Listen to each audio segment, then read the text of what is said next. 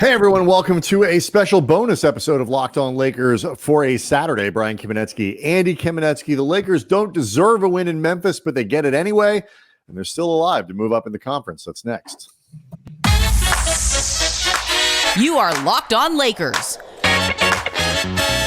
your daily Los Angeles Lakers podcast. Part of the Locked On Podcast Network, your team every day.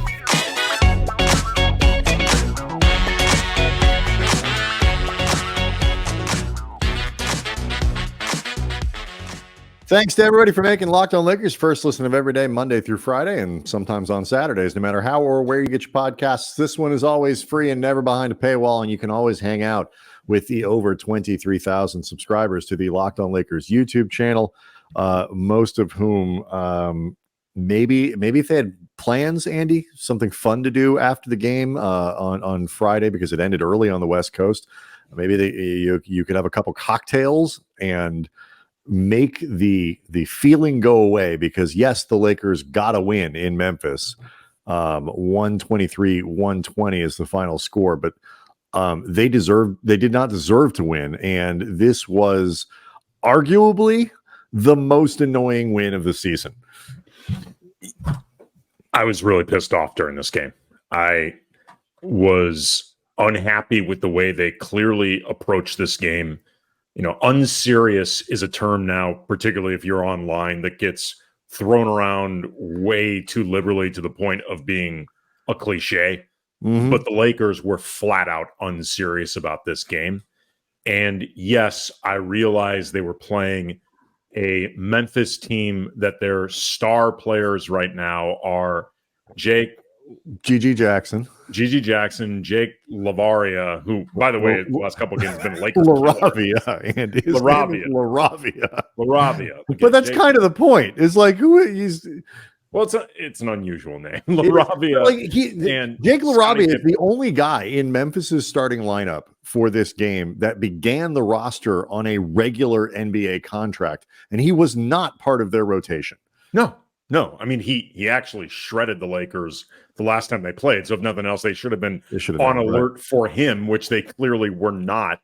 But they approached this game with just a really somewhere between galling and inexplicable lack of seriousness, like on a few levels. First of all, this game mattered for the seeding implications in the playoffs that we're going to talk about. Like for the Lakers to get their best case scenario, trying to get up to 8, maybe 7, but certainly 8.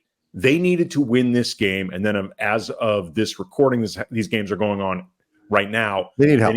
They need Sacramento to lose, and they need the Warriors to lose. But none of it matters if they don't get this. So there's a certain amount of seriousness to this game, even if you're playing a glorified G League team. But also, forget the opponent. You have, heading into this game, 2 games to use as a tune-up before you are going to be entering potentially, if not likely, single elimination games before getting into the playoffs. Like, this game actually matters in terms of having an actual purpose, and the Lakers treated this like they were above it, which is pretty remarkable considering where they are in the standings and how, even taking into account how difficult the West is, how far below they were for their expectations heading into this year. Like it's really inexplicable how they treated this game.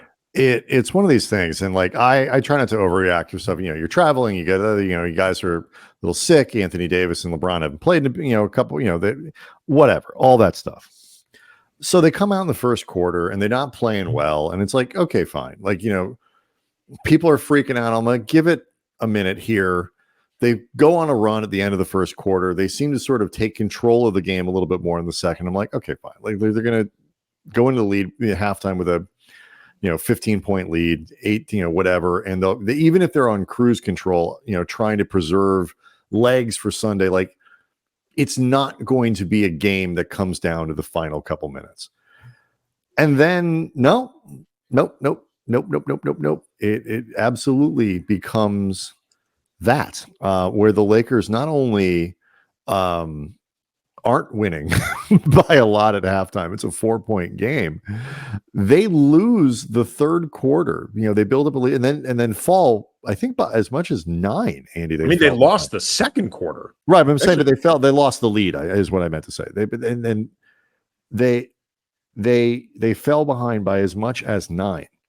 And against a better team, they wouldn't have been able to come back. Memphis plays very hard, but they made a lot of mistakes, the kind of mistakes you would expect to make when your starting lineup is Trey Jamison, Scottie Pippen Jr., Jake LaRavia, Jordan Goodwin, and Gigi Jackson. Errors will be made. And by the way, they only had 3 guys on the bench. And if you think the players that started were sort of deep reserve types, I challenge you to tell me a whole lot about Jack White, small forward for the Memphis Grizzlies. No, not that Jack White, the one who plays basketball. Somebody named Timmy Allen got minutes for them. That sounds made up. Not that Tim Allen either. No. Like Timmy, he's a grown up named Timmy. He's so obscure. He doesn't have a picture like in his Yahoo player bio. Doesn't even have a picture. Won a contest. He might have. It's possible. So, point being, it's just, and look, ultimately they got the win, and we'll see. We'll see. Again, as we're recording this, the Pelicans are actually beating Golden State in San Francisco, and Phoenix is basically tied with Sacramento in Sacramento. Both of those games will help. Like, they might get lucky and give themselves an opportunity to go into Sunday's finale against the Pelicans and win. But if they come up a little short, or if their legs are a little bit dead or something like that at the end of that game, you can point to this one where LeBron played 41 minutes, where Anthony Davis played 43 minutes. And yeah, the comeuppance will have come a little bit late, but it still could come. It was a really infuriating. This one, this is one of the few times this year where they've played annoying games, and I really have no real notes for Darvin on it. Like, this to me was on the players. Like, and I'm not like, you got to get your team up and no, these are professional basketball players who understand the stakes. They should, some professionalism is required here. And the bench, the Lakers bench was clearly exasperated by what was happening in this game. Look, if game 81, again, with the stakes that I talked about earlier, trying to get yourself as high up in the play-in seating as possible, knowing that also, too, you need to start playing your best basketball because your reward for busting your ass might be a first-round matchup against Denver.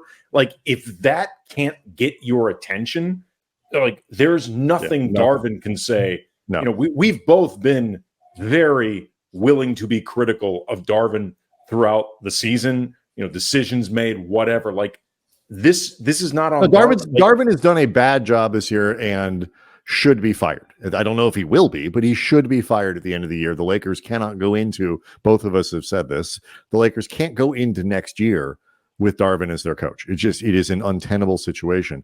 That said, this was not his fault. No, look, 19 turnovers. LeBron had 6 turnovers in the first quarter and a half. Yeah, finished with 8. So he kind of tightened things back up later. But like, come on, or just shooting 76% at the line. Like, these are all getting out rebounded by Memphis, this very small team. Like, these are all indicators of a not treating this situation with the urgency that it requires. Again, I'm willing to bet that had they been playing a good team on the road, they would have approached it differently. But that's missing the point, because there was a purpose to this game beyond your own, self-preservation in the standings. There was a purpose to this game for getting better against a New Orleans team that isn't going to be easy and will have something to play for. Yeah, I mean, you talk about the rebounding, 6'3" guard Jordan Goodwin. their point guard. He had 8 offensive rebounds, 9 defensive. He had 17. And before I was about to be like, that is so absurd. I was actually looking at his game log. He had 19 rebounds against San Antonio the other day. So I guess this is sort of his deal, but still, the game details, LeBron and AD both put up monster numbers. They both played way too much, put up big numbers. It was an appalling effort by the team at large. And I will say this, in terms of game analysis, the one thing, and we don't even have to get that deep into it, for a short show, D'Angelo Russell, 11 assists tonight, 10 assists tonight. And, he was actually not part of the turnover parade, especially on an assist to turnover ratio basis, two turnovers against the 10 assists. He's piled up assists pretty nicely over the last few games. 2 of 9 from the floor, 0 of 5 from 3-point range. You and I have been big supporters of D'Lo over the course of the year. His last 3 games have been really, pretty unacceptable. I mean, you just can't have him 5 of 19 against Minnesota, 3 of 11 versus Golden State, 2 of 9 from Memphis. The volume is going down. The efficiency is going down. The Lakers as a team don't function as nearly as well when D'Lo has 4 points. No, he needs to be far more aggressive and assertive than he has been, and he's picked a bad time to go and do the tank here. Nobody on this team more, I think, dramatically and radically affects the team's ceiling more than D'Angelo Russell. When D'Lo is on, they are a truly dangerous team. When he's off, they can win, but it becomes a hell of a lot harder. Right, and because it's his offensive game really does help open stuff up for everyone. Rui becomes a better player. Austin Reeves becomes a better player. All this other stuff, by the way, Golden State going on a run. The basketball gods should not reward the Lakers with success of moving up in the standings after what they did on Friday, but we'll see what happens. The D'Lo thing is, that really to me was, the sort of a performance standpoint, what was truly lacking and what's been sticking out over the last couple games. So we'll see what happens, Andy, when they play on Sunday. We'll see what's at stake. We'll see where they can go and all of these things. They could be pretty well locked in by then. We'll see. Locked On Lakers on YouTube is where you can go hang out with all of 23,000 subscribers and get angry with them. We will see everybody after Sunday's game, but not before we tell you about this. Locked On Lakers brought to you by Yahoo Finance. Wouldn't it be great if you could see all of your investment and retirement accounts in one place? With Yahoo Finance, you can consolidate your views from multiple accounts into one hub and access the expert analysis you need to tend to your entire portfolio with confidence. For over 25 years, Yahoo Finance has been the brand behind every great investor. Whether you're a seasoned investor or looking for that extra guidance, Yahoo Finance gives you all the tools and data you need in one place. They're the #1 finance destination. Securely link your brokerage accounts for a unified view of your wealth, including 401k and other investments. A comprehensive perspective is what sets apart great investors, and that is how Yahoo Finance ensures you have the insight to look at your wealth in its entirety. With a community of over 90 million users each month, their real strength is helping you on the way to financial success. For comprehensive financial news and analysis, visit the brand behind every great investor, yahoofinance.com, the #1 financial destination, yahoofinance.com. That is yahoofinance.com. Locked On Lakers is also brought to you by LinkedIn. If you're a small business, hiring is a major pain in the butt. It takes a lot of time. It actually costs money. You got to find people. You've got to train them. Like, this is all stuff that for a small business can be a real burden. So if you are a small business and you're hiring, you want to find quality professionals that are right for the role, you got to check out LinkedIn Jobs. That's where you go. They got all the tools to help you find the right professionals for your team faster and for free. And it's not just a job board. LinkedIn helps you hire professionals that you can't find anywhere else, even those who aren't actively searching for a new job, but might be open for the perfect role. And in a given month, over 70% of LinkedIn users don't visit other leading job sites. So if you're not looking on LinkedIn, you're looking in the wrong place. On LinkedIn, 86% of small businesses get a qualified candidate within 24 hours. Hire professionals like a professional on LinkedIn. 2.5 million small businesses use LinkedIn for hiring. You can be one of them. Post your job for free at linkedin.com/LockedOnNBA. That's linkedin.com/LockedOnNBA to post your job for free. Terms and conditions apply. All right. We'll see everybody after the game on Sunday.